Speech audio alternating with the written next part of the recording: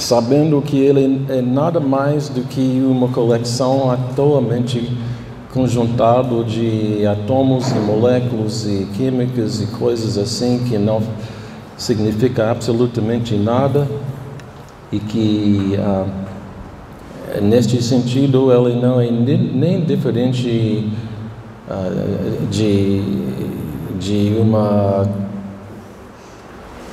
lagartixa ou inseto ou até uma pedra, qualquer outra substância que nós encontramos que também é nada mais do que uma coleção de matéria crua juntado por acaso, e o fato de ter a característica de poder pensar, isso não faz com que ele tenha valor, que tenha direitos, ou que o sentido que ele tem que existe justiça, assim que essas coisas realmente são nada mais do que uma invenção da sua própria mente. A questão é qual é a alternativa. O que nós queremos fazer na apologética é mostrar que há uma esperança, mas somente em Jesus. Então, a justiça depende, na realidade, de um juízo justo, que tem autoridade sobre tudo.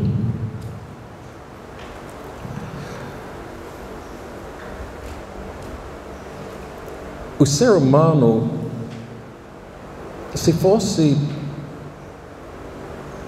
desenhado produto de uma inteligência e indo para trás disto, a ideia é de que este universo no qual nós vivemos não é apenas uma realidade impessoal que, por algum motivo que a gente não sabe que existe, no qual nos encontramos. Mas atrás do universo existe uma realidade que tem qualidade de pessoa. E, na verdade, uma pluralidade de pessoas, ou seja, a Trindade. E nós temos, na verdade, somente duas opções para fundamentar nosso pensamento. E por isso podemos dividir todo pensamento, toda cosmovisão dos seres humanos entre essas duas opções. Ou começamos a partir da ideia de que a realidade última, atrás de tudo, é uma realidade impessoal, ou seja, que não tem inteligência, que não se importa com a gente, que não tem a capacidade de conhecer, de saber, que não tem vontade. É uma realidade, na verdade, morta. Seja puramente física, seja algum tipo de espírito, mas ainda é uma energia impessoal. Aí a outra opção é que o que está por trás de tudo, na realidade, é altamente pessoal, ou tem qualidade de pessoalidade, que tem inteligência, que tem sentimentos, que tem a capacidade de se comunicar, que tem a vontade, a capacidade de planejar o que será feito. E entre a Trindade, talvez a coisa mais importante sobre esta realidade derradeira, atrás de tudo, é que no centro desta realidade,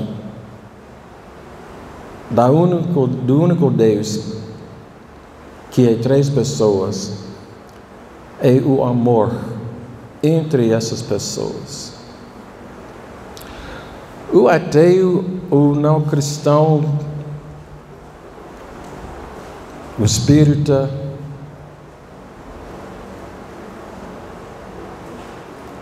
o mormon, podemos escolher qualquer religião. Atrás de tudo é uma realidade impessoal, que significa que o amor não existe como característica, como atributo daquilo que é o mais real, o mais fundamental atrás de tudo que existe. O amor, na cosmovisão, por exemplo, do ateu, é resultado de uma reação química que, por acaso, se desenvolveu e foi preservado pelo processo de evolução, porque deu uma vantagem na sobrevivência do organismo. Mas o amor não significa absolutamente nada, é simplesmente um gosto que a pessoa tem igual de qualquer outro.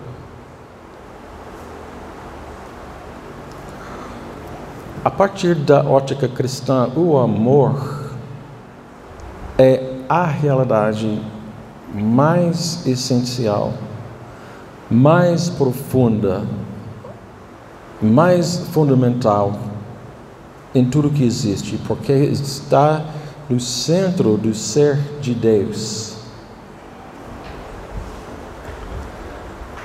Entre as três pessoas existe um relacionamento eterno de amor infinito. E o amor que nós temos uns para os outros é uma reflexão do amor eterno de Deus. E, na verdade, o ser humano ele foi feito na imagem deste Deus. Ou seja, nós temos um parentesco com Deus, neste sentido, que Ele criou o homem como filho. E que Ele colocou dentro de nós alguns dos seus atributos divinos. A capacidade de raciocinar, de fazer o bem, este sentido de justiça, porque Deus é um Deus justo e santo. E Ele colocou dentro de nós esta capacidade de compartilhar o amor uns com os outros e com Ele, inclusive até com nossos animais de estimação. Então, o não cristão, ele tem uma opção entre um universo vazio de significado, de propósito e do amor, ou um universo no qual propósito, significado e o amor são atributos da realidade que existia antes que foi criado este universo. Esse sentido de justiça é enraizado na justiça de Deus. E uma maneira de ilustrar isso é através dos mandamentos de Deus. Se lembra, nós falamos, justiça significa nossos deveres e obrigações uns com os outros. Os mandamentos de Deus nos dá vamos dizer, um vislumbre da justiça de Deus. Quando Deus diz, não matarás, Ele está dizendo, nós todos temos o direito da vida. E ninguém tem direito de tirar de nós a nossa vida.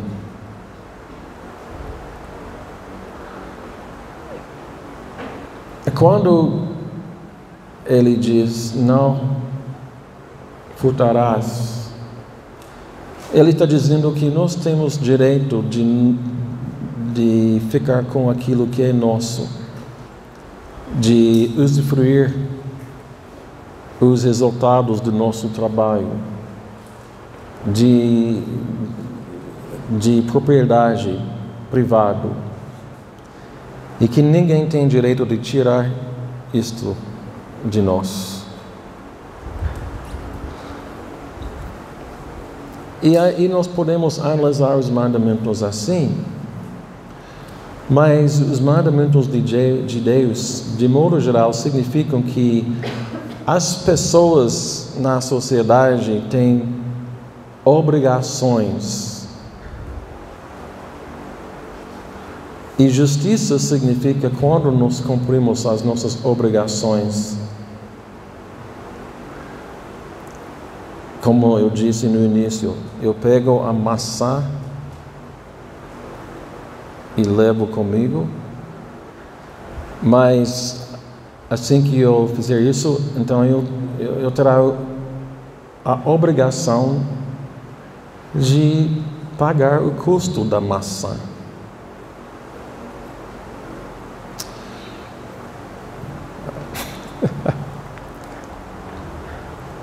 Eu conheço um missionário recém-chegado aqui no Brasil e estava tentando estudar a língua, aprendendo.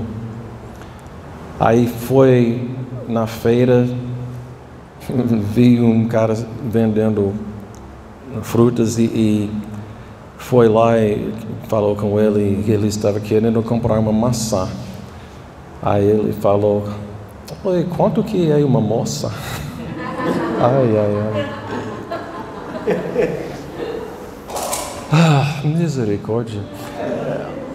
Isso é uma coisa então que está fora de justiça, né? Porque ninguém tem direito de comprar uma outra pessoa.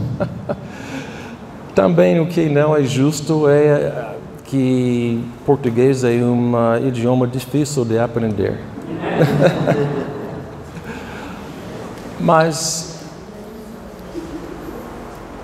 a esperança é de mostrar que para a pessoa ter uma base, um fundamento racional, razoável para exigir seus direitos, é preciso que ele aceitasse Cristo.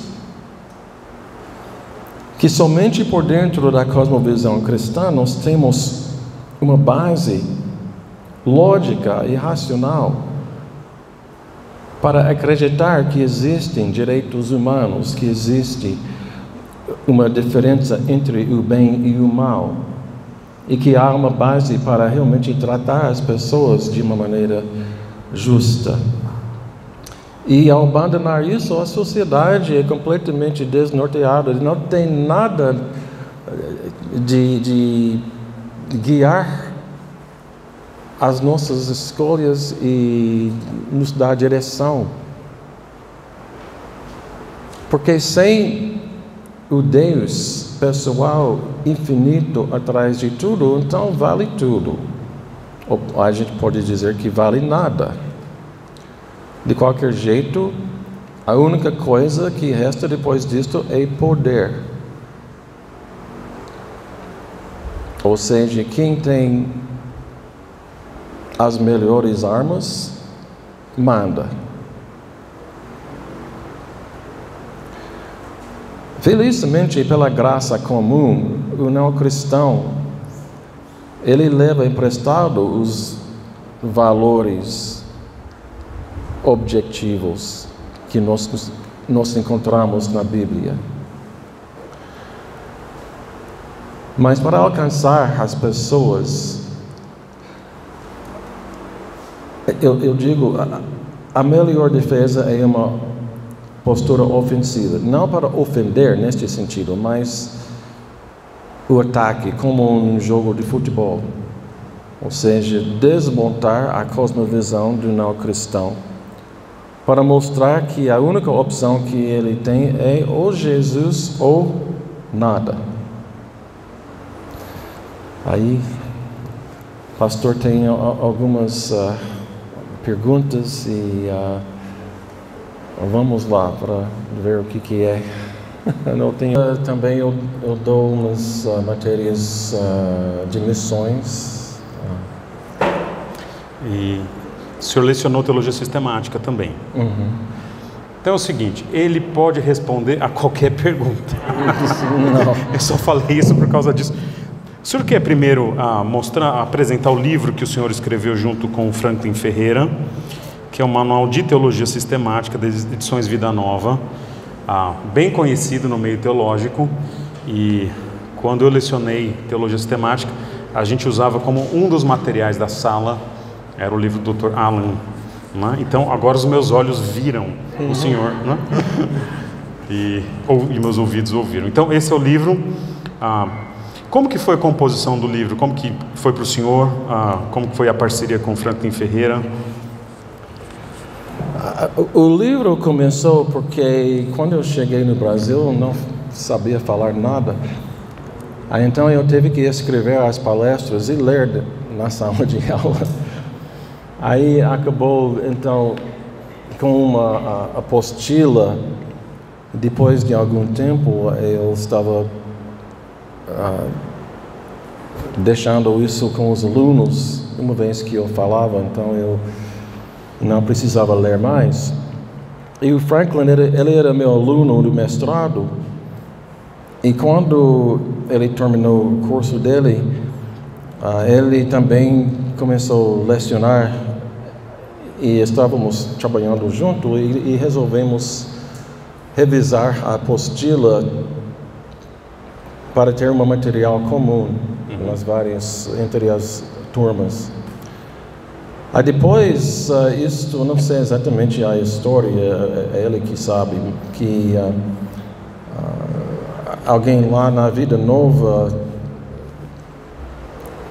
ficou com uma cópia da apostila e pediu que a gente escrevesse um livro que nós, na época, achávamos que seria uns 200 páginas, alguma coisa assim.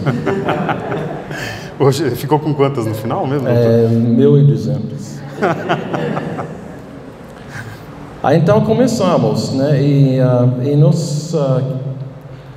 A questão principal era que, na época, quase todos os livros de teologia sistemática vieram de fora, ou dos Estados Unidos ou da Alemanha. Mas não havia nada que foi escrito no contexto brasileiro que lidava com as questões mais pertinentes. E a teologia sistemática, ela,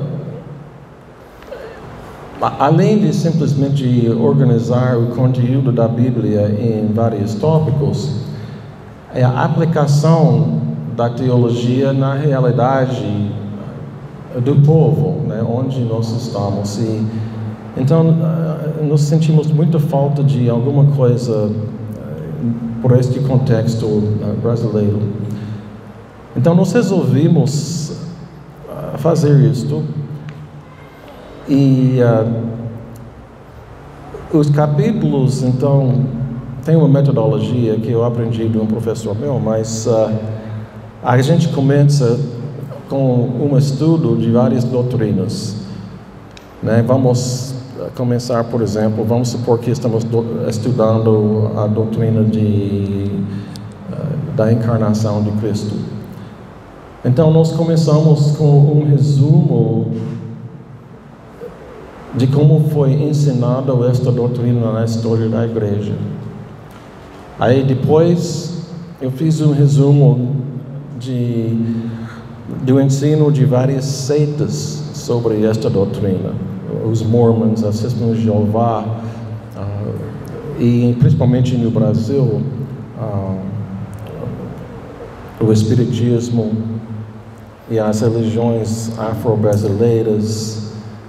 Também a gente frisou bastante o catolicismo popular. Então, tudo isso para fazer um pano de fundo, e depois fizemos um estudo do Antigo Testamento, do Novo Testamento, fazendo um resumo e uma exegese dos textos bíblicos chaves que tem a ver com esta doutrina de Cristo, por exemplo, da encarnação. E depois disto, o Franklin, ele escreveu uma síntese dos vários textos bíblicos de uma forma sistemática para resumir a doutrina. Aí depois eu fiz em cada capítulo uma discussão apologética, ou seja, voltando para a história da igreja e as várias seitas e religiões, eu fiz uma resposta, uma defesa do ensino bíblico contra essas seitas e outras heresias que surgiram durante a história. Então, neste caso, as Testemunhas de Jeová dizem que Jesus não é Deus, ele é simplesmente um anjo. Aí eu fiz uma discussão e refutação disto. E assim, com as outras ideias. E, enfim, então, o Franklin fez fechou com uma discussão pastoral, uma aplicação. O que significa isso para nós hoje? E assim, então, nós fomos em todos os assuntos, os tópicos da teologia sistemática. Aí, muitas vezes, a gente, lado ao lado, com 2 computadores, escrevendo, falando, tocando de ideias. E muitas vezes, fazendo isso pela internet, porque eu estava longe, estava nos Estados Unidos.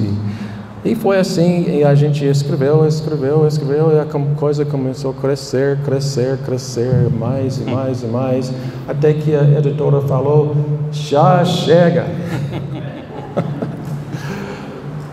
Okay. Então foi assim. Perfeito. Se os irmãos tiverem perguntas, é só levantar a mão, tá bom? E se não, eu vou seguir aqui no papo. O senhor fez doutorado e o senhor poderia falar um pouquinho da pesquisa de doutorado? O que o senhor estudou? O senhor lembra como foi esse processo aí do doutorado do senhor? Isso foi muito interessante.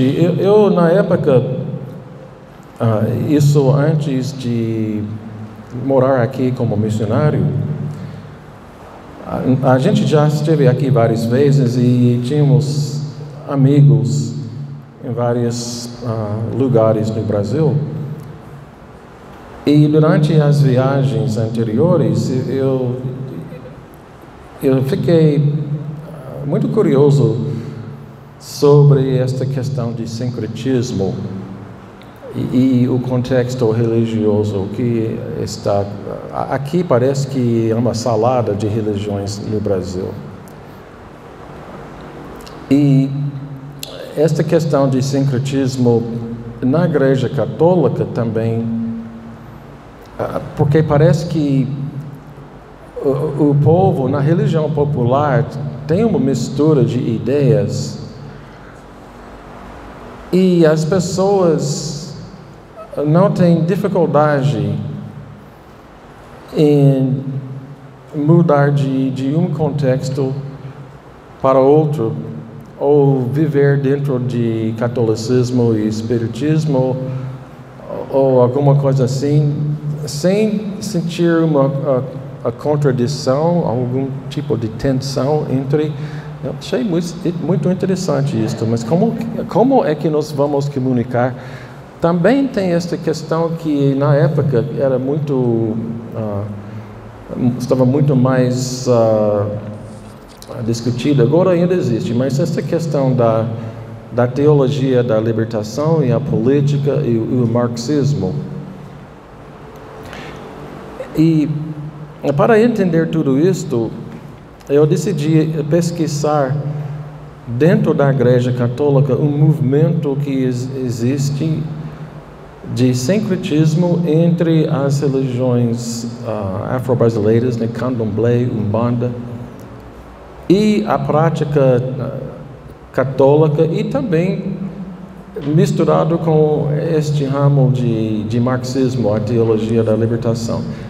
É uma coisa bem interessante, mas resolvi vir para o Brasil também para fazer as pesquisas em português, porque eu achei que isso ajudaria com a minha aprendizagem da língua.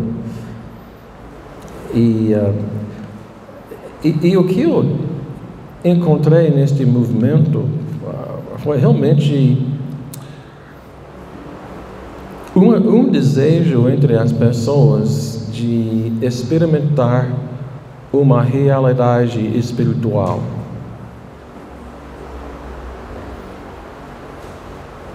E que na cultura brasileira existe, na religião popular, um sentido de que o mundo sobrenatural está sempre muito próximo.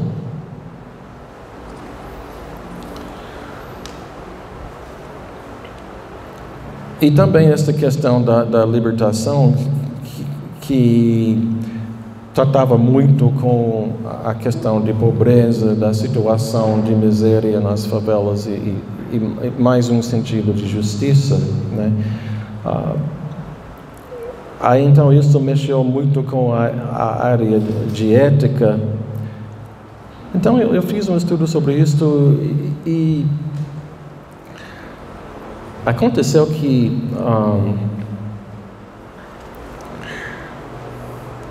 bom, eram várias experiências interessantes durante este tempo.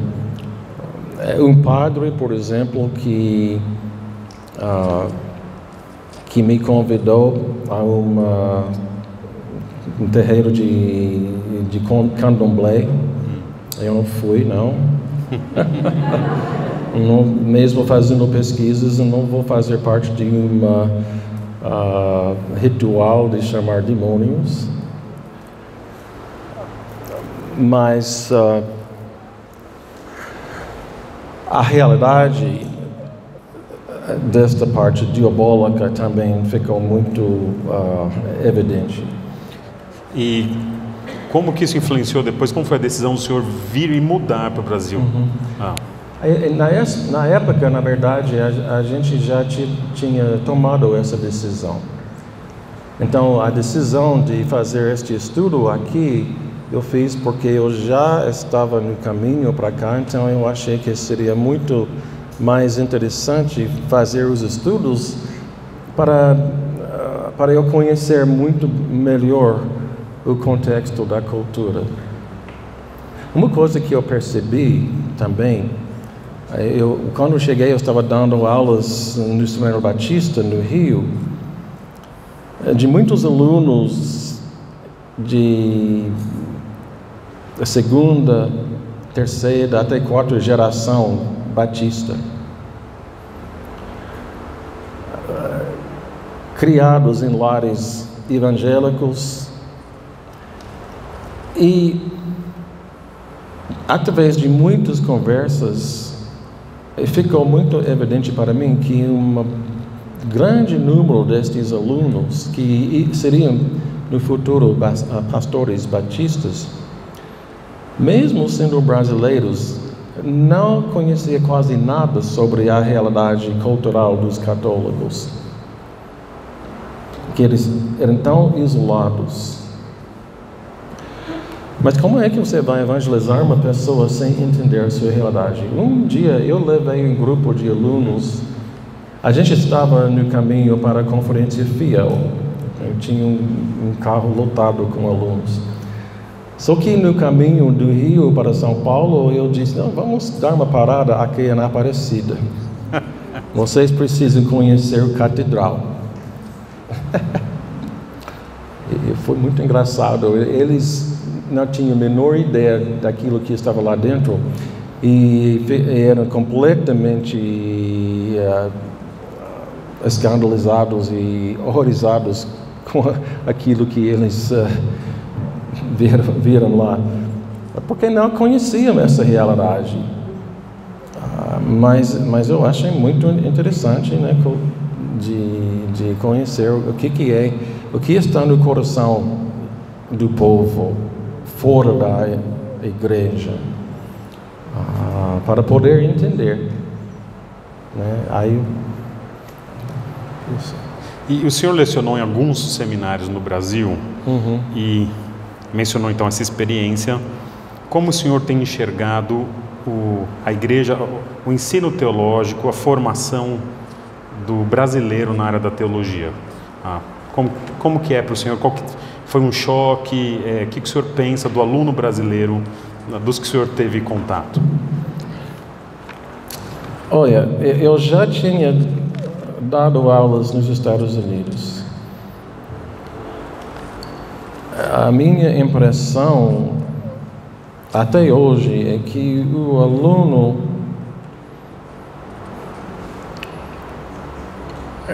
é basicamente igual. Todos eles reclamam que é leitura demais. Leitura demais. Todos eles querem encerrar a aula mais cedo. Antes do almoço, né? Uma coisa que também, e eu digo isso aos meus alunos, que eu não vejo uma diferença entre a capacidade dos alunos, ou seja, os alunos brasileiros são igualmente capazes, e às vezes mais do que os alunos que eu tinha nos Estados Unidos. Eu tenho durante 30 anos observado nos Estados Unidos e também aqui no Brasil um declínio na qualidade do aluno que chega, dos alunos do primeiro ano, que eu entendo como a educação básica está ficando cada vez mais pior. E eu acredito que isso é um fenômeno mundial, principalmente nas escolas públicas. Mas é uma questão, eu acredito que isso tem muito a ver com as maquinações políticas que estão acontecendo nos bastidores.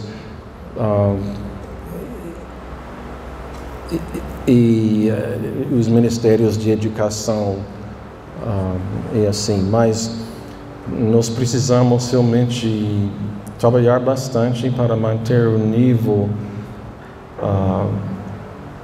porque muitas vezes os alunos do primeiro ano a gente tem que ensinar coisas que eles deveriam ter aprendido antes de chegar na faculdade, como escrever um trabalho coerente. Mas como eu disse, isso é um problema não simplesmente no Brasil, mas é muito sério nos Estados Unidos também, a mesma coisa. A outra questão do aluno brasileiro, eu vejo fome para aprender. E eu vejo isso muito entre os pentecostais. Nós temos, eu leciono agora na Faculdade Batista em Paraná, e temos muitos alunos pentecostais que estão vindo para estudar, e há uma fome enorme para a palavra de Deus, para crescer no conhecimento. Isso é alguma coisa muito, muito positiva que devemos encorajar. E eu gostaria de ver isto mais entre os batistas. Professor, pegando o gancho, então, o senhor falou do aluno. Esse aluno, daqui a 20 anos, é essa geração que vai comandar a igreja. O senhor tem uma netinha que nasceu essa semana.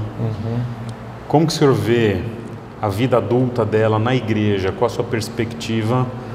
de onde caminha a igreja, seja no Brasil, Estados Unidos, do que o senhor, quais são as preocupações, quais são as áreas que o senhor avalia que podem ser positivas da igreja na próxima geração? Uau, eu não sou profeta, então se continuar no mesmo caminho agora, eu creio que a igreja será cada vez mais marginalizada na sociedade. E a gente vai ter que enfrentar a realidade de perseguição mais profunda. Nós vamos ser rotulados de preconceituosos, de pessoas cheias de ódio, porque a gente não vai aceitar os valores culturais seculares que estão sendo impostos de cima para baixo pela elite esquerdista, principalmente. E eu não estou defendendo uma política da direita, estou falando mais sobre umas questões do lugar da religião e como a sociedade, para evitar, ou seja, para continuar a sua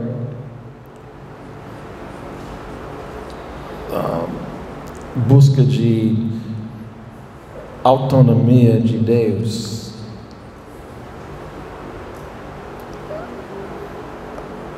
será cada vez mais necessária a cultura reprimir a igreja. O efeito bom é que, ao ficar mais difícil de ser cristão, os que não têm compromisso mesmo vão sair. A questão é a igreja manter a sua postura bíblica ao enfrentar a oposição da cultura e não se acomodar. Se ela vai ficar firme nas Escrituras e na verdade, eu tenho muita esperança que isto vai acontecer, apesar de fato de que muitos não vão, mas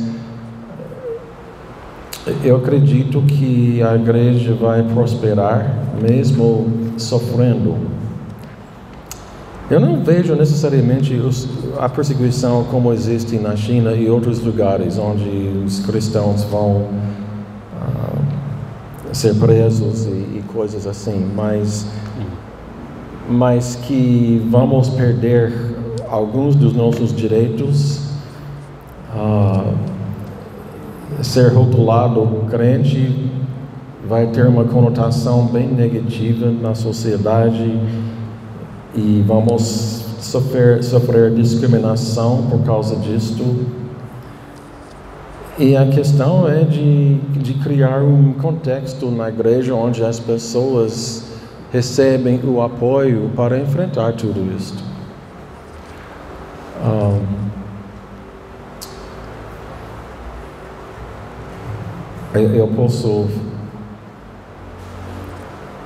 Eu não quero entrar muito no campo de política, mas eu vejo o potencial por um conflito muito grande, a não ser que haja um avivamento como no passado, o grande despertamento que transformou a cultura ocidental. Se acontecer isso, aí então outra coisa, mas o que é preciso agora são pastores e cristãos que conhecem a Bíblia, que conhecem ao Senhor e têm coragem de não se render, entregar os pontos né, diante do mundo. Joia. Algum irmão da igreja quer fazer alguma pergunta? Senão eu vou seguir agora. Então eu vou seguir. Não vi. Pode ser que eu não enxergo de longe. Podemos mudar um assunto bem específico para teologia agora, doutor Alan? O senhor se converteu, o senhor falou antes da faculdade, é isso? E teologia reformada, como que foi no processo de conversão, contato com o senhor com a teologia reformada? Essa é a primeira pergunta. E até onde o senhor foi na teologia reformada? Essa pergunta eu fiz para o senhor no corredor do hospital. Sim. Quando o senhor estava com o pé ali. Então, acho que seria muito interessante para a igreja ouvir. Mas esse processo de aproximação com a teologia reformada e até onde o senhor chegou? Ok. Para mim não era muito difícil. Eu fui criado na igreja, mas eu nunca tinha estudado a Bíblia muito, ou não tinha muitas ideias. Eu não tinha opiniões sobre esta questão. Quando eu estava na faculdade, eu tinha uns amigos presbiterianos e a gente falava de vários assuntos, mas basicamente foi através de uma leitura eu acho que o processo começou quando eu estava lendo Efésios. E primeiro e segundo capítulo do Efésios, para mim ficou muito claro que esta ideia de eleição e soberania de Deus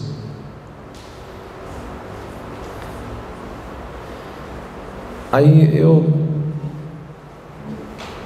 em uma reflexão sobre a minha própria vida, eu me lembro que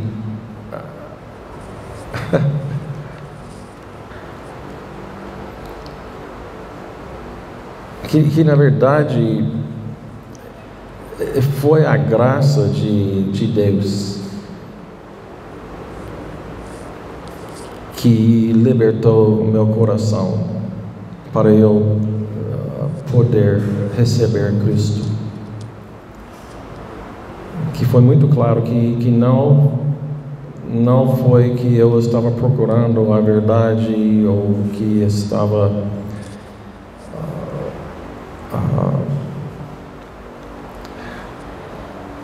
eu resisti e ele me converteu, posso dizer isso. Mas aí depois eu li alguns livros para pesquisar a questão mais profundamente. Um livro de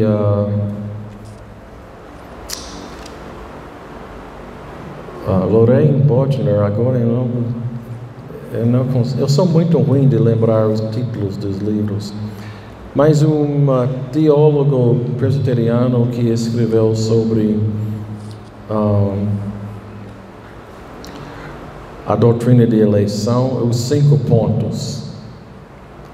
5 pontos do calvinismo. Calvinismo, sim. Aí quando eu li o livro fez muito sentido.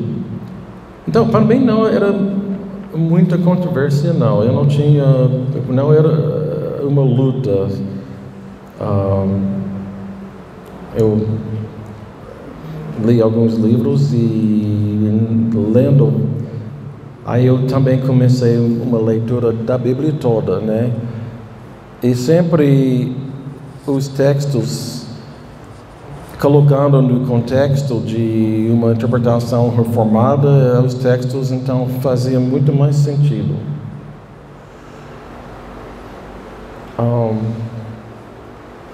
O que me surpreendeu foi o fato de que existe uma controvérsia sobre isso, que encontrei pessoas horrorizadas com esta ideia de predestinação. Isto foi, para mim, foi uma quebra-cabeça. Não entendeu a força da reação dos arminianos contra o que, para mim, é muito claramente dito nas Escrituras. Mas foi assim. Depois eu entendi que o calvinismo é uma cosmovisão mais abrangente. Agora, uma coisa que aconteceu foi, nas conversas com os amigos presbiterianos, levantaram a questão de batismo infantil. Aí eu resolvi estudar essa questão aí também, quando eu estava ainda na faculdade, mas eu não consegui enxergar no texto esta doutrina. Quanto que eu tentei, eu não consegui. E isto, uns anos depois, quando eu era seminarista, levantou a questão da teologia da aliança, porque o batismo infantil entre os presbiterianos é fundamentado nesta teologia. E eu cheguei ao ponto de entender que, pelo menos para mim, não dá para seguir a teologia reformada nesta direção, por vários motivos, mas principalmente a questão de batismo infantil, que, no meu entender, a igreja é composta de pessoas salvas, segundo Jeremias 31 e 31, na nova aliança todos conhecerão ao Senhor. Não vai ser preciso ensinar as pessoas na aliança, conhece ao Senhor, porque já conhecerão. Então não vejo base para deixar uma criança fazer parte da membresia da igreja quando depois tem que evangelizá-la. Então foi isso que... Já que o senhor mencionou o batismo infantil, eu queria fazer uma pergunta muito simples para o senhor, perdoa, super fácil, né? Salvação de crianças, crianças recém-nascidas ou ainda no ventre materno que venham a falecer. Essa pergunta é muito prática. Como pastor, eu já enfrentei situações de sentar com pai e mãe e a primeira pergunta é: onde está meu filho? O senhor mencionou, a igreja presbiteriana vai ter uma resposta. Como que o senhor enxerga a questão da possibilidade de salvação de uma criança que ainda não tem entendimento? Eu acredito que a fé reformada resolve isto. Primeiro, o batismo não tem nada a ver com a regeneração.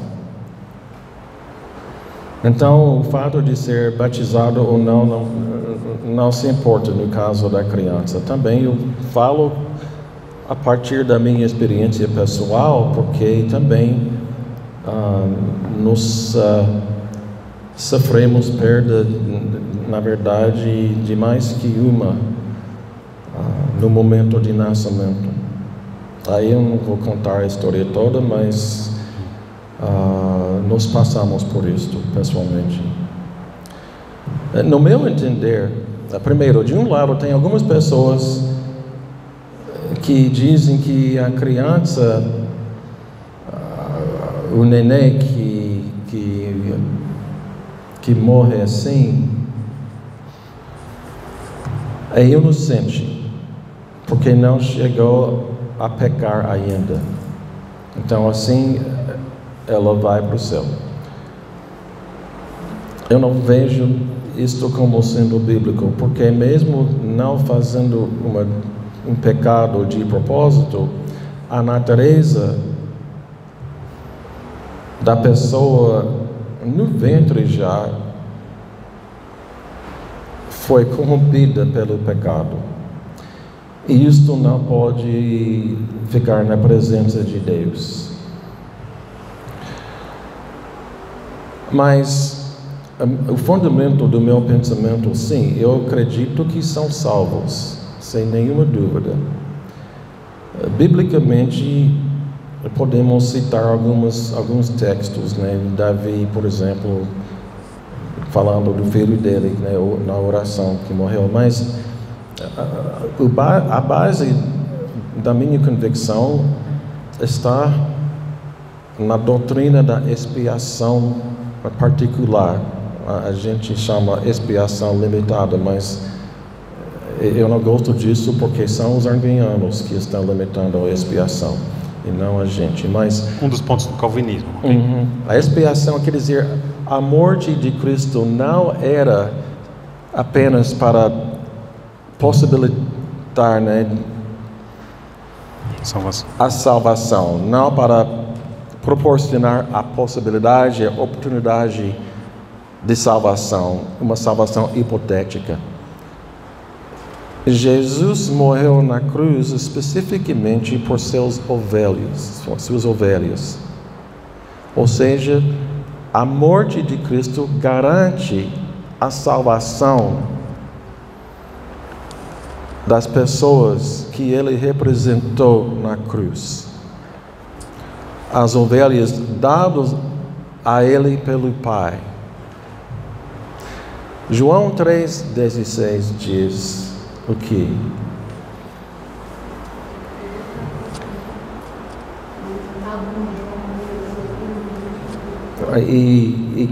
Por quem ele morreu, então? Todo mundo, o mundo todo igualmente? Não, diz especificamente que ele morreu pelos que creem, para salvar as pessoas que têm fé. As pessoas que são dele. Aí em outros textos entendemos que são os escolhidos, os eleitos, que Deus separou por si um povo de antemão, deu este povo a Cristo. Cristo pagou o preço dos seus pecados para garantir a sua salvação. Então, para entender como é que uma criança assim pode ser salva,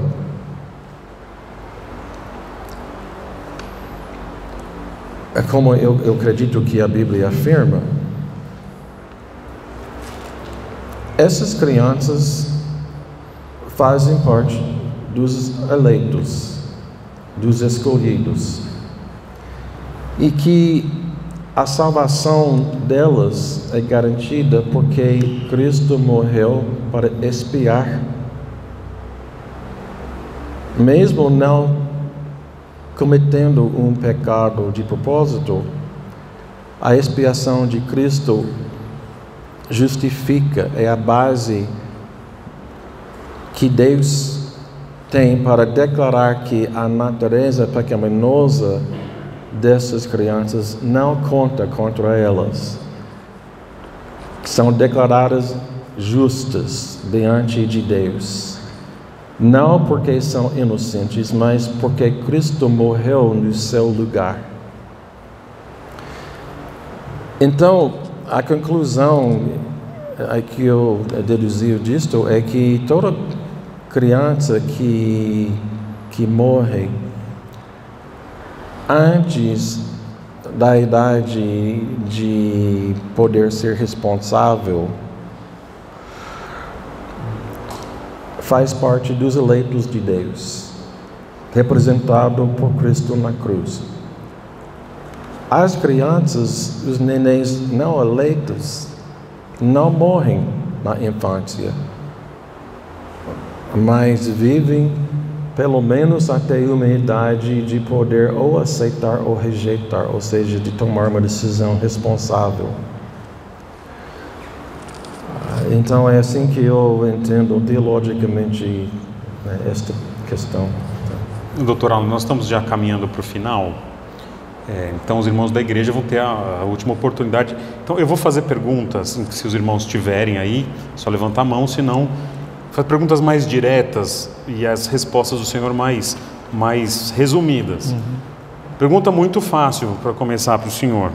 Mateus 24:36 diz assim: quanto o dia e a hora, ninguém sabe, nem os anjos dos céus, nem o Filho, senão somente o Pai.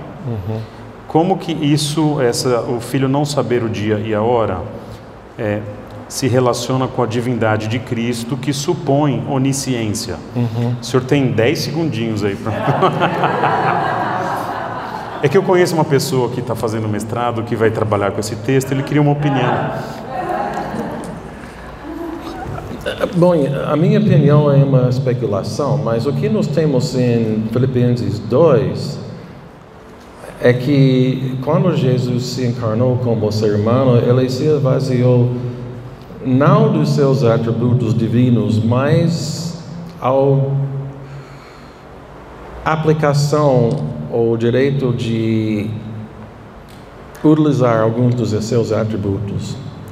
O que eu diria que na encarnação ele foi limitado em alguns sentidos pela finitude humana e que uma boa parte do conhecimento infinito dele, podemos dizer, foi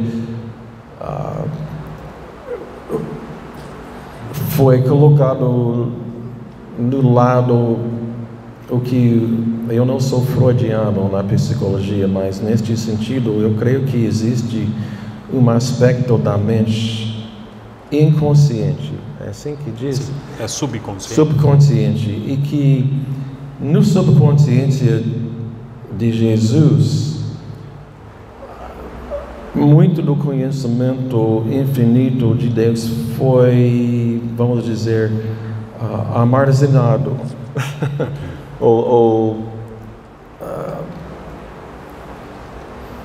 para que ele pudesse experimentar a nossa realidade como a gente. Então ele abriu mão a este aspecto do seu conhecimento que foi, nesse sentido, reprimido por dentro do subconsciente. E às vezes surgiu quando foi preciso, o Espírito Santo levantou alguma coisa, mas mesmo encarnado aqui na Terra, ele não sabia. Agora eu acho que ele sabe mesmo, que ele está lá no céu, né, exaltado. Ok. Tá bom. O senhor está alinhado um pouquinho com a escola quenótica britânica alemã? Mas tá bom, interessante. Se o senhor pudesse citar um teólogo que o senhor gosta, respeita, e um pregador que o senhor ouve. Pode ser a mesma pessoa, mas não necessariamente são as mesmas pessoas. Olha só, um dos melhores pregadores que eu ouvi é o pastor Fernando Leite, em Campinas. Não sei se vocês conhecem ele. Sim, é da Igreja Fonte Antiga e IBCU. Sim. Muito, muito bom pregador e fiel na palavra. Eu também gosto de ler os sermões de Spurgeon, né? Também teólogo predileto. São vários, mas isso vai chocar todo mundo. Mas entre eles é o Dr. Thomas Oden, que faleceu poucos anos atrás. É um teólogo metodista. Aí escreveu uma teologia sistemática. A razão que eu gosto são dois motivos. Primeiro, ele era um teólogo altamente liberal, mas se converteu e virou evangélico. Então, no livro dele, ele absolutamente arrasa os liberais, destrói eles. É uma bomba atômica no liberalismo deles, porque ele vivia tudo aquilo. A outra coisa é que a teologia sistemática dele é altamente devocional. Você lê aquilo e é profundo academicamente, mas é uma experiência de louvor. E se eu pudesse escrever teologia assim, aí eu ficaria feliz da vida, porque a teologia deve ser louvor. Então, e são outros teólogos também, né? Mas... Ok, eu tenho mais 2 ou 3 perguntinhas rápidas de teologia profunda. Primeira, que time que o senhor torce no Brasil? No Vasco. Vasco. O pessoal não pode rir, hein, pessoal? Parem. Então, o tempo do senhor no Rio foi determinante. Ok. Segunda pergunta também tem um viés de uma teologia histórica. Qual é o seu prato favorito na comida? Ai. Uau. Na verdade, é um peixe, a gente chama catfish aqui, mas coisa mais próxima seria bagre, mas é jeito de cozinhar. É fritado. O jeito que minha mãe faz. E é claro também o churrasco. Eu adoro churrasco brasileiro. O norte-americano, ele é muito burro de fazer churrasco. O que ele faz não presta. Aí eu tive que ensinar os homens lá como...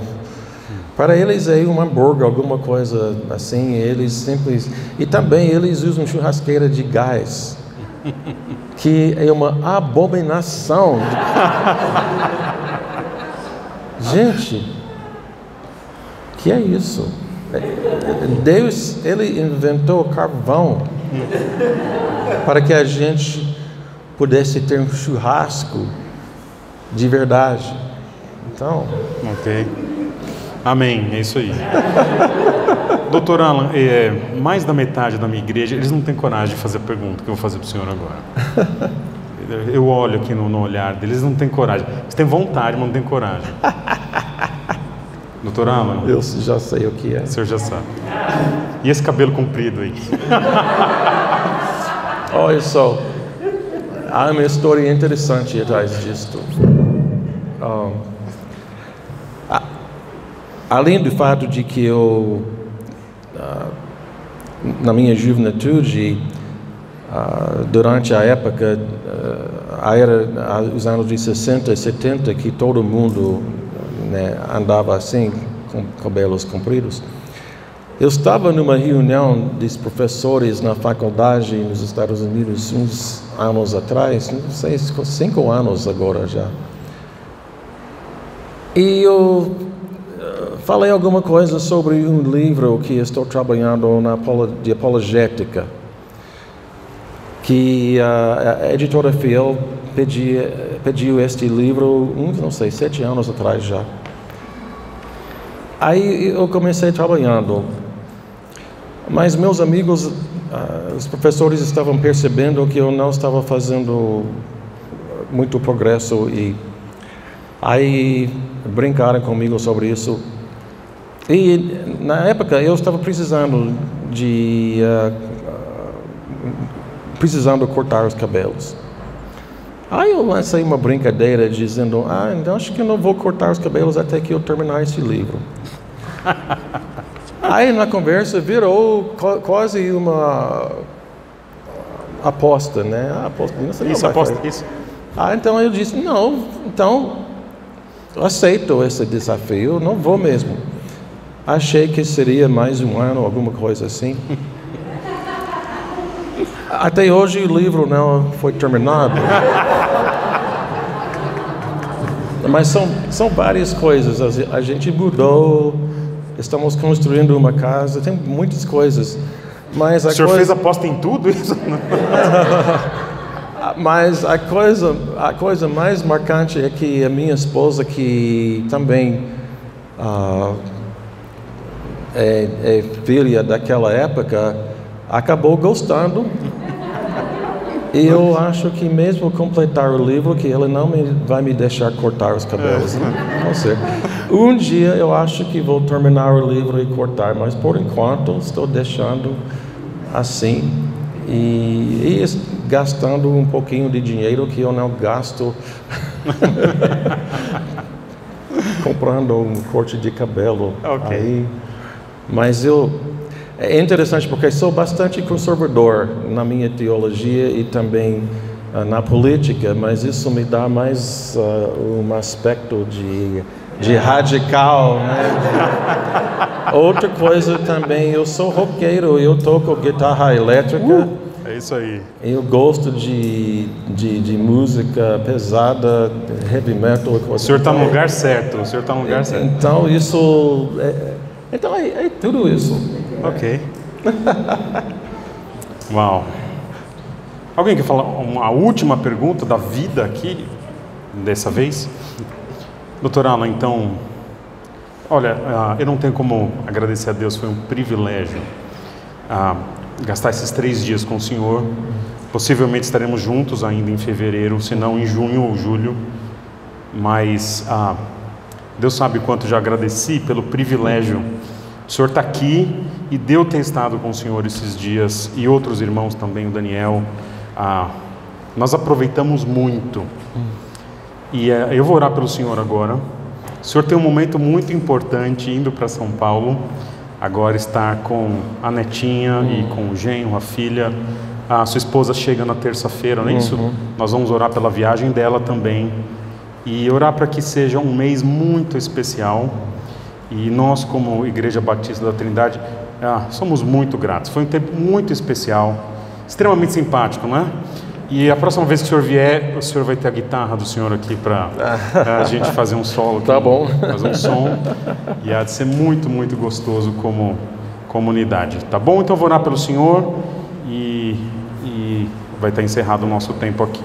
Oremos então. Senhor, sou muito grato pela vida do Dr. Alan Myatt, pela forma tão graciosa com que ele ensina e expressa um amor profundo pelo Senhor e pelas pessoas, e também pelo conhecimento, pela teologia. E o que eu te peço é que esse exemplo do Dr. Alan fique marcado na vida, na mente da nossa igreja, para que a gente busque também uma boa teologia com piedade na nossa vida, e que a nossa igreja se desenvolva em tantos temas e tanto conhecimento que é necessário para afirmar a nossa fé.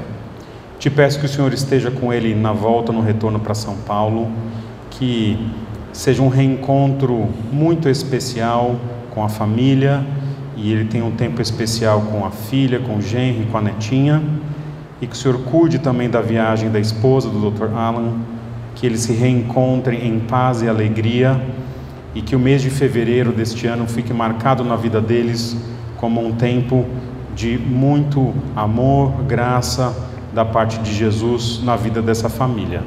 Obrigado pelo tempo precioso aqui, e que o Senhor continue abençoando a nossa igreja também. É o que eu te peço, te agradeço em teu nome. Amém. Muito obrigado a todos vocês.